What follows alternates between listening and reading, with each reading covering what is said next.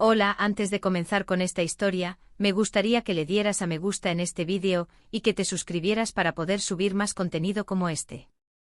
Novela. Hermana, en esta vida yo soy la reina. Episodio 432, ¿qué estarán pensando los de arriba?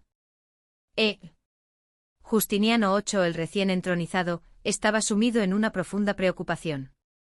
¿Realmente murió? La gran duquesa Lariesa había muerto. La voz del anciano papa tembló al recibir el informe. Era la gran duquesa del reino de Gálico, a quien el papa Ludovico y su predecesor había arrebatado con artimañas. Aunque su parentesco era un poco lejano, era pariente del rey. Pero había muerto dentro de la Santa Sede. Para colmo, había muerto hacía mucho tiempo. ¿Hay alguna causa de muerte, algún testamento, o algún sacerdote o monja que le haya dado la extrema unción? No había nada. No quedaba ningún registro. Le dolía la cabeza. Justiniano VIII se encontraba en la difícil situación de tener que notificar a Felipe IV del reino de Gálico, entregue el puerto. Por cierto. Su pariente, a quien teníamos bajo nuestra custodia, ha muerto. Pero de todos modos, entregue el puerto. ¿Deberíamos contactarlos? Justiniano VIII era un personaje opuesto a Ludovico y esto significa que era pésimo para idear planes audaces o mentir a los demás. Trevero no recurrió a trucos como anunciar tardíamente la muerte de la gran duquesa de Gálico, o intentar un trato villano o un fraude, como solía hacer la Santa Sede en la época de Ludovico. Mi predecesor trajo a tu pariente para desenterrar tus debilidades secretas. Lo mataremos sin dejar rastro, así que entrega el puerto pacíficamente. En cambio, como un clérigo, notificó directamente la muerte de la gran duquesa Lariesa al Palacio de Montpellier y solicitó la transferencia del puerto de Pisarino. Las relaciones entre el reino de Gálico y Trevero se invirtieron. Aunque no era lo que quería, el cardenal de Mare, sin saber de qué tipo de caos había escapado al ser descalificado como papa, anunció su retiro de acuerdo con lo acordado con Justiniano VIII. Por problemas de salud en la vejez, para estudiar teología en el seno de la naturaleza. Una voz burlona preguntó con claridad. ¿Realmente va a estudiar teología? El cardenal de Mare afirmó con firmeza. Tonterías. Rafael de Baltasar respondió con una molestia exasperante. Oh. Si va a estudiar teología, iba a decirle que viniera a nuestro monasterio. Después de decir eso, Rafael se rascó la oreja. El cardenal de Mare miró con ojos blancos al joven pálido. Incluso la forma en que se rascaba la oreja era desagradable. ¿Por qué era tan molesto incluso cuando daba algo? El cardenal de Mare respondió con enfado. Tu monasterio está demasiado en el campo. Yo no voy al campo. Pero dijo que se abrazaría a la naturaleza.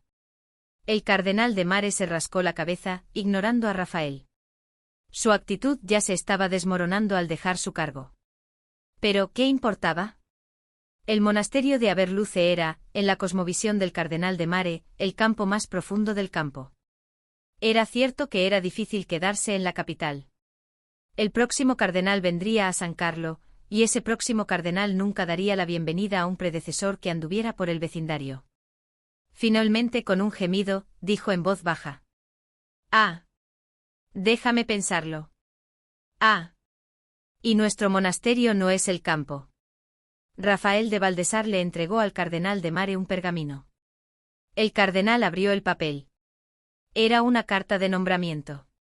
Originalmente era el abad del monasterio de Aberluce y el vicario del obispado de Calienda. Los ojos del cardenal de Mare temblaron mientras leía el nombramiento. Me he convertido en obispo de la diócesis de Ciriani. Ejem. El cardenal de Mare, o más bien el abuelo Simón de Mare, miró al obispo de la diócesis de Ciriani, Rafael de Baltasar, con una expresión de incredulidad. Era cierto que había hablado un poco de este tipo cuando conversaba con Justiniano VIII sobre su sucesor. Un tipo inteligente, de buena familia y trabajador, como un zorro. No un joven prometedor. Pero ¿cómo le dan el puesto de obispo de Ciriani, que yo ni siquiera pude conseguir, a un mocoso tan joven? El monasterio de la diócesis de Ciriani no está tan lejos de San Carlo, y como no está dentro de la ciudad, no habrá problemas con el próximo cardenal. Algo definitivamente había salido bien, pero le molestaba hasta la locura que este tipo hablara como si todo fuera gracias a su propia brillantez. Zas. ¿Y no es perfecto para encontrarse con la señorita Ari de vez en cuando? El cardenal de Mare golpeó la boca de Rafael con 2 dedos.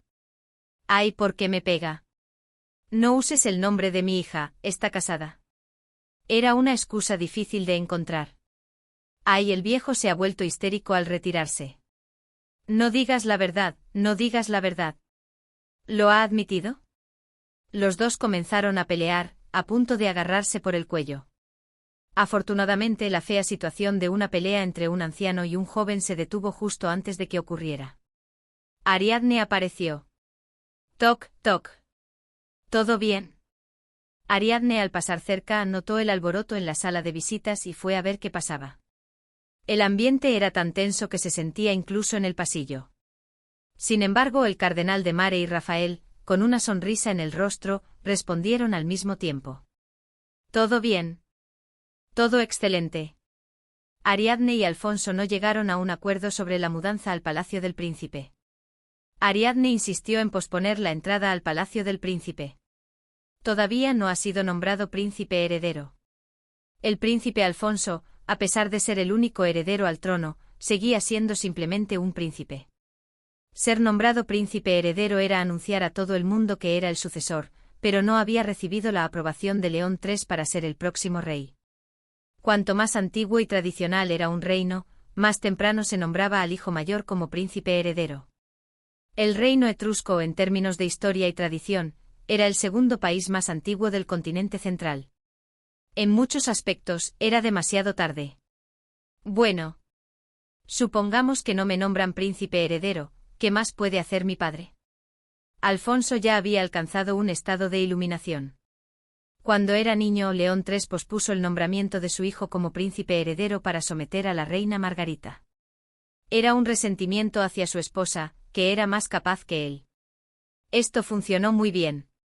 Alfonso todavía recordaba con dolor el tiempo en que su madre, para que su hijo fuera príncipe heredero, no dudó en tener un segundo hijo, y siempre vigilaba a Rubina, que tenía un hijo ilegítimo, pero era el primogénito, y se preocupaba por su marido. La respuesta de su hijo a esto fue ignorarlo por completo. Si no lo va a hacer, que no lo haga. Aún así, Alfonso pensó que con el tiempo su padre no tendría otra opción. Era cierto. Sin embargo, para Ariadne, el nombramiento como príncipe heredero era un derecho natural de Alfonso. Al final, heredar el trono como príncipe heredero, esperando la sucesión con la bendición de todos, es muy diferente a tener que estar atento a la situación, comiendo sobras. Ariadne se sentía avergonzada y asustada de que él renunciara a algo que le correspondía por culpa de ella. Finalmente sugirió indirectamente. Bueno, también está el problema de la residencia del pariente de Rafael. Creo que entrar al palacio del príncipe ahora sería difícil por varias razones. Al final, no pudo expresar sus verdaderos sentimientos abiertamente. Por supuesto, el problema del príncipe Luis era una de las razones importantes por las que no podía entrar al palacio del príncipe. Llevar al joven príncipe Luis al Palacio Carlo, donde pululaban la duquesa Rubina y la gente de León III, así como los espías del reino de Gálico, como se vio con la reina Margarita, era un riesgo. Tendré que mudarme de la mansión de Mare. Sería ideal si la Santa Sede me vendiera la mansión de Mare. Si es un problema que se puede resolver con dinero, se resuelve con dinero. Si eso es difícil, puedo comprar una nueva mansión. He investigado en Boca della Giano, pero no hay propiedades adecuadas allí. Boca della Giano era una zona densamente poblada por ricos. La mayoría de las familias nobles de varias generaciones tenían sus mansiones en la capital allí. De hecho, era un lugar donde no salían propiedades a la venta a menos que alguien se arruinara. Era natural que no hubiera propiedades disponibles. Aún así, si buscamos en la zona de Comuna Nueva, encontraremos terrenos donde construir una nueva mansión. Alfonso frunció el ceño. A diferencia de Boca della Giano, Comuna Nueva estaba muy cerca del centro de San Carlo, pero era una zona con muchos residentes de bajos ingresos y moros. No me agrada por cuestiones de seguridad. Podemos construir muros altos alrededor de la casa y poner muchos guardias. Mientras tenían esta conversación, Ariadne se estaba midiendo detrás de un biombo de vidrio opaco. Alfonso miró fijamente el biombo de vidrio. Alfonso, que había participado en numerosos asedios, sabía lo frágiles que eran esos muros, por lo que la idea de su esposa no le convencía en absoluto.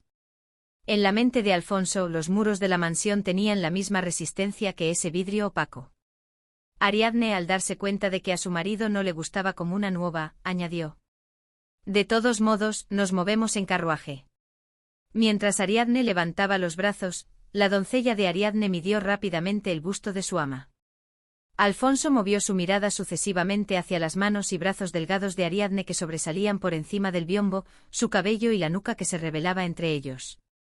Era tan hermosa. Por un momento se olvidó por completo de los muros de Comuna Nueva. «Disculpe un momento». La doncella, con la cinta métrica en la mano, tocó el cuerpo de Ariadne. Las medidas de hoy eran para enviarlas a la sastrería Canalí, que había encargado ropa de invierno.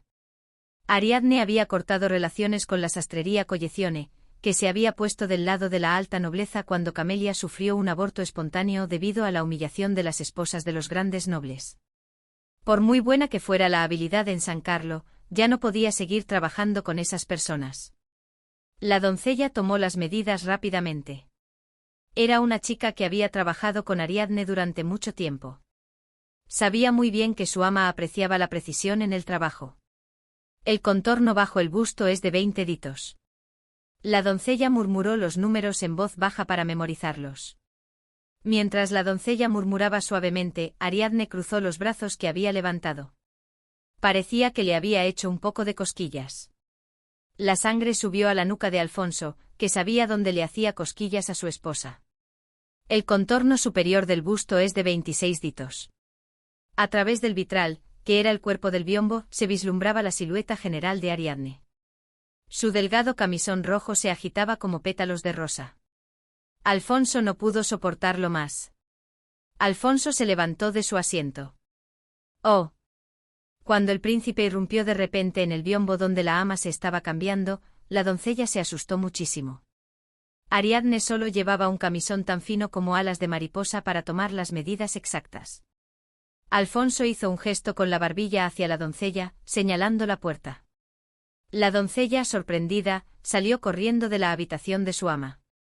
Alfonso, que se quedó a solas con su esposa, la abrazó con ambos brazos. Su pecho firme aplastó la piel voluptuosa de la mujer. Le susurró al oído a Ariadne: «Parece que las medidas son diferentes a las de la última vez».